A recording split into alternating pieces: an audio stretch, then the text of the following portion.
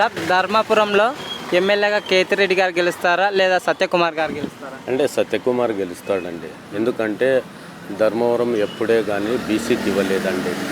అది కాక అతను బీజేపీ సెంట్రల్ కార్యదర్శి. మాకు బాగా అభివృద్ధి చెందుతుందని మాకు బాగా తెలుసు. ఇంకో మాట ఏమిటంటే పొత్తులో భాగంగా ఎన్డీఏకి బీజేపీకి కేటాయించినారు. ఖచ్చితంగా బీసీ సామాజిక వర్గానికి చెందిన వ్యక్తి కాబట్టి అభివృద్ధి బాటల్లో నడుస్తాడు కాబట్టి ఖచ్చితంగా మేమంతా అనుకున్నాము సత్యకుమార్ గారు గెలుస్తారు అని మేము అనుకున్నాం. ఎందుకంటే తెలుగుదేశం, జనసేన, బీజేపీ కూటమి కాబట్టి అందరూ కలిసికట్టుగా ఐకమత్యంగా ఖచ్చితంగా అతను గెలుస్తాడని, గెలిచిన తర్వాత అతను అభివృద్ధి బాటల్లో నడుస్తాడని, ఇక్కడే అతను శాశ్వతంగా ఇక్కడే ఉండాలని ధర్మవరం ప్రజలు కోరుకుంటున్నారు. ఎందుకంటే ఒక బీసీ సామాజిక వర్గానికి ఎప్పుడే కానీ ధర్మవరంలో ఎప్పుడే కానీ ఇవ్వలేదండి. అది మాకు సంతోషం అనిపిస్తుంది. ఎప్పుడూ ఓసీకే ఇస్తున్నారు. ఈసారి మాత్రము కూటమి అభ్యర్థిగా సత్యకుమార్కి ఇవ్వడం చాలా సంతోషంగా ఉంది. మేము కేతిరెడ్డి గారికి గట్టి పోటీ ఉంటుందంటారా? ఖచ్చితంగా అండి, ఖచ్చితంగా అండి. శ్రీరామ్ గారు, సూర్య గారు ఏమైనా సపోర్ట్ చేసే ఛాన్స్? ఖచ్చితంగా చేస్తారండి. అందరూ కలిసికట్టుగా, నేను అదే చెప్పడం, ఐకమత్యంగా కలిసికట్టుగా మేము ఎన్డీఏ అభ్యర్థి సత్యకుమార్ సార్ని ఖచ్చితంగా మేము గెలిపిస్తామని, అందరూ సమిష్టి కృషితో ధర్మవరంలో ఎన్డీఏ కూటమి అభ్యర్థి సత్యకుమార్ జెండా ఎగరేస్తారని మేము ఖచ్చితంగా జరుగుతుందండి. కొంతమంది ఏమనుకుంటున్నారంటే ఇతను నాన్ లోకల్ కదా కష్టం ఏమో అనిపిస్తుంది. అతను గెలిస్తే ఖచ్చితంగా ఇక్కడే లోకల్ అవుతాడండి. ప్రతి ఒక్కరూ నాన్ లోకలే అవుతుంది ప్రస్తుతానికి. ఫస్ట్ గెలిచిన తర్వాత వాళ్ళు ధర్మవరం అభివృద్ధి కోసం పాటుపడతారు. ఖచ్చితంగా ఇక్కడే ఉండాలి, ఇది పట్టుపరిశ్రమ కేంద్రము, ఖచ్చితంగా ధర్మవరం అభివృద్ధి కోరుకోవాలని కోరుకుంటారు.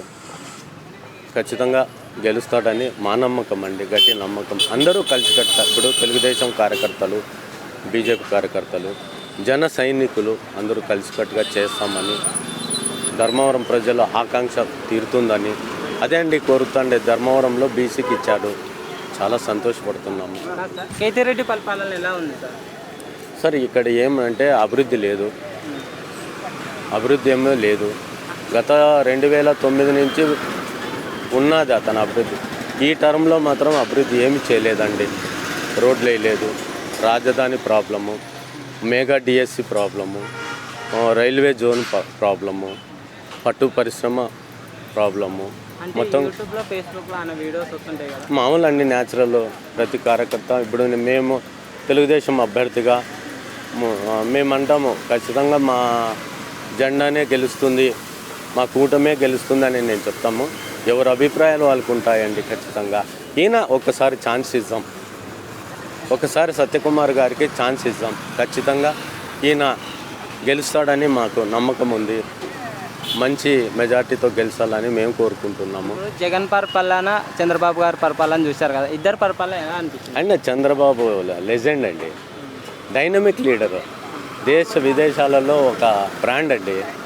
ఆయన డైనమిక్, ఆయనకి సాటి ఎవరు లేరండి. ఒక ఉదాహరణ, అతను సిల్క్ డెవలప్మెంట్లో అరెస్ట్ అయినప్పుడు యావత్ తెలుగు ప్రజలందరూ ప్రతి రాష్ట్రంలోనూ చంద్రబాబు ఒక బ్రాండ్ అని తెలియజేసినారండి. అదొక్కటే చాలండి ఉదాహరణ, వేరే ఏం లేదు. ఈజ్ ఏ బ్రాండ్ అంబాసిడర్ అనేది. నిన్న రాత్రి ఒక సంఘటన జరిగింది, రాయి అనేది, ఏది రాయి అనేది జగన్ గారి మీదకి అనేది విసరడం జరిగింది కదా. అది అలాంటి చేయకూడదు ఎవరే కానీ. మనము ఓటుతో ఎవరైనా కానీ అలా చేయాలి, కానీ అలా చేయకూడదు, అది తప్పండి. మేము కానీ ఖండిస్తున్నాము, అలా చేయకూడదు.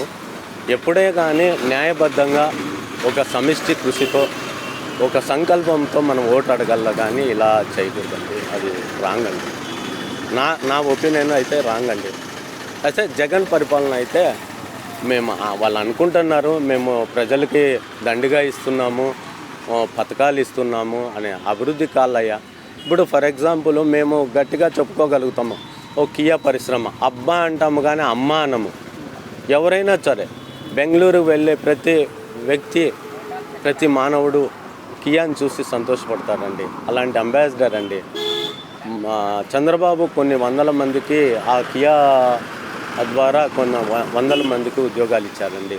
మీరు ఒక్కటి చూపించండి అలాంటిది. కియా లాంటిది ఇప్పుడు 2014 నుంచి 18 వరకు ఎమ్మెల్యేగా సీఎంగా ఉన్నాడు. 19 నుంచి 24 వరకు మీరు సీఎంగా ఉంటారు. ఒక కియా లాంటి ఒక పరిశ్రమ మీరు చెప్పుకునేదానికి, గర్వంగా చెప్పుకునేదానికి ఒకటి చెప్పండి. నేను కరోనా వచ్చింది కదా అంటున్నారు కదా. అంటే ఒకటి ఏదైనా ఒక్కటి కియా లాంటి ఒక పెద్ద ఇది అవసరం. ఒక చిన్నది చెప్పండి. కరోనా అంటే 2 years 1.5 years ఉంది. ఇంకా 3 years ఏమైందండి? రోడ్లు ఏమైందండి? మెగా డిఎస్ ఏమైందండి? అన్నా క్యాంటీన్ తీసేసినారు. అది పేదలకి కడుపు అన్నం పెట్టే ఇదండి. 175కి 175 వస్తుంది అంటారా? అదే అంటే అతను ఏమన్నా ఈవీఎంలో ట్యాంపరింగ్ చేసినాడేమో. 175కి 175 అని ఎట్లొస్తుందండి? ఇది ఒక 30 years పార్టీ. ఇది సుమారుగా 40-50 years పార్టీని 175కి 175 వస్తుంది అనేది నాకు ఆశాస్పదం. ఫైనల్గా సీఎం ఎవరైతే ఇక్కడ అంటే ఒకటి ఆంధ్ర ప్రజలు చంద్రబాబుని కోరుకుంటున్నారు. ఖచ్చితంగా చంద్రబాబు సీఎం ఖచ్చితంగా అవుతాడండి. ఎందుకంటే ఈ ఆంధ్రప్రదేశ్కి, ఈ కొత్త రాష్ట్రానికి చంద్రబాబు ఒక అంబాసిడర్ అండి. ఒక డైనమిక్ చాలా అవసరం అండి. ప్రతి పౌరునికి, ఒక తెలుగు పౌరునికి హైదరాబాద్ లాంటి సిటీని డెవలప్మెంట్ చేయాలని సంకల్పంతో ముందుకు వెళ్తాడండి. ఒక ఉదాహరణకు చెప్తున్నాను. 33,000 ఎకరాలు రైతులు ఇచ్చినారంటే మీరే ఒక ఆలోచన చేసుకోండి. ఈజ్ ఏ డైనమిక్ లీడర్ అండి. ఆయన మీద నమ్మకంతో 33,000 ఎకరాలు ఇచ్చినాడు రైతులు అంటే మీరే ఒకసారి ఆలోచించండి.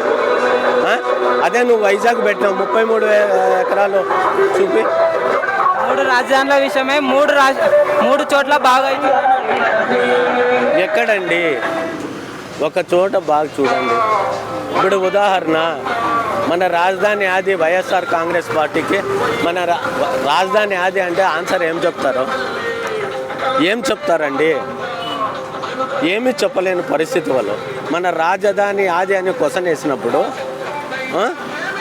వాళ్ళు పలానా వైజాగ్ అని చెప్తారా, అమరావతి అని చెప్తారా, కర్నూలు అని చెప్తారా, ఏది చెప్పలేని పరిస్థితి. అలాంటి పరిస్థితి తెచ్చిపెట్టినాడండి జగన్మోహన్ రెడ్డి గారు. యువకుడు మంచి ఇచ్చారు, ప్రజలు మ్యాండేట్ ఇచ్చారు. నువ్వు ఎలా పరిపాలించాలా? అభివృద్ధి లేదు, ఉద్యోగాలు లేవు. నువ్వు ఏమంటున్నావు అంటే నువ్వు ఒక కాన్సెప్ట్తో వెళ్తున్నావు. ప్రజలకు పథకాలు ఇచ్చారని లేదండి. ప్రజలకి అభివృద్ధి కావాలి, పథకాలు కావాలి. అభివృద్ధి చూడాలండి. అప్పుడే ప్రజలు మిమ్మల్ని ఓటేస్తారండి. ఎవరైనా కానీ నెక్స్ట్ సీఎం అయినప్పుడు చంద్రబాబు కూడా అంతే. అభివృద్ధి చేయలేకపోతే ప్రజలు మ్యాండేట్ ఇవ్వరు, అభివృద్ధి వైపే పయనిస్తారు. ఇప్పుడు ప్రతి కియా పోయే ఉద్యోగస్తుడు ఇక్కడ అండి ధర్మవరంలో, కొత్తపేటలో సుమారుగా ఒక 20 వెహికల్స్ నిలబడతాయండి. 20 వెహికల్స్లో 20 బస్సుల్లో ఎంతమంది ఉన్నారో ఒకసారి ఆలోచించండి. ఒక ఏరియాకే కియా లాంటివి తెచ్చినాడు. మాకు ఒక ఆనిముత్యం. నెక్స్ట్ సీఎం అయితే మాకు చంద్రబాబు అభివృద్ధితో పాటు, పథకాలతో పాటు ప్రజలు సుఖ సంతోషాలు ఖచ్చితంగా ఉంటారండి. ఇక్కడ ఎమ్మెల్యేగా అయితే సత్యకుమార్ గారు ఖచ్చితంగా. ఎందుకంటే అండి ఆయన ఎన్డీఏ నేషనల్ పార్టీ. మేము అనుకునేది ఏమంటే ధర్మవరంలో ప్రజలందరూ ఈ నేషనల్ పార్టీ కాబట్టి మేము అభివృద్ధి వైపు పయనిస్తుంది అనుకుంటాం. ఎందుకంటే నేషనల్ పార్టీ నుంచి ఫండ్స్ తెస్తారండి. ఇప్పుడు పట్టు పరిశ్రమ కానీ ఇలాంటి వాళ్ళకి ఫండ్స్ ఖచ్చితంగా తెస్తాడు, అభివృద్ధి బాటలో నడుస్తాడు అని మేము ఆశ అండి. ఇక అందరికీ ఛాన్స్ ఇచ్చాం, ఈయనకు ఒకసారి ఛాన్స్ ఇద్దామని, ఒక బీసీ క్యాడర్ కాబట్టి ఈయనకు ఛాన్స్ ఇద్దామని మేము కోరుకుంటున్నామండి ధర్మవరం ప్రజలందరూ. నేను ఒకటే అనేది, ఈయనకు ఒక ఛాన్స్ ఇద్దాం. అందరికీ ఇచ్చాము, ఈయనకు ఒక ఛాన్స్ ఇద్దాం. చూస్తాం ఏ పుట్టలో ఏ పాము ఉందో. ఈయనకు ఒకసారి ఛాన్స్ ఇచ్చి ఈయన అభివృద్ధి వైపు నడిస్తే ప్రజలు ఇతన్ని చాలా హర్షిస్తారండి. ఒకవేళ అభివృద్ధి చేయకపోతే ఎవరు చేయరు. ఈరోజు మనమే చూస్తున్నాం, ధర్మవరంలో రోడ్లు సరిగ్గా లేవు, ఉన్నాయండి.